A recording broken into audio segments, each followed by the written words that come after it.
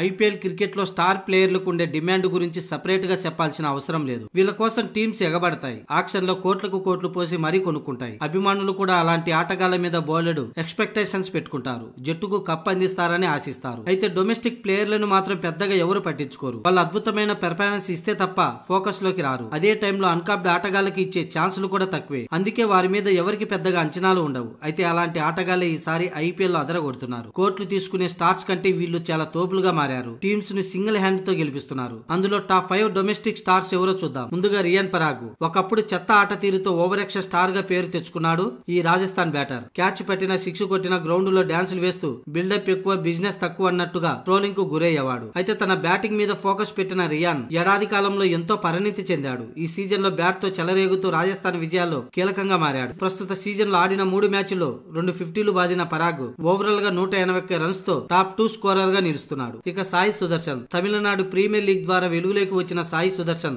ఈసారి గుజరాత్ టైటాన్స్ కు పెద్దగా బలంగా మారాడు. అతని కేవలం 20 లక్షల బేస్ ప్రైజ్ కు దక్కించుకున్న గుజరాత్ టైటాన్స్ ఈ సీజన్ లో బ్యాట్ తో రఫాడిస్తున్న ఈ లెఫ్ట్ హ్యాండర్ బ్యాటర్ ఆడిన 4 మ్యాచ్ల్లో 160 పరుగులు చేశాడు. మిడిల్ ఓవర్లలో ఒకవైపు వికెట్ కాపాడుకుంటూనే వేగంగా పరుగులు చేస్తూ టీం భారీ స్కోరు చేయడంలో కీలక పాత్ర పోషిస్తున్నాడు. ఇక మయాంక్ యాదవ్ ఒకే ఒక్క మ్యాచ్ తో ఓవర్ నైట్ స్టార్ అయిపోయాడు. అతన్ని ఈ వేలంలో 20 లక్షల బేస్ ప్రైజ్ కు దక్కించుకుంది లక్నో.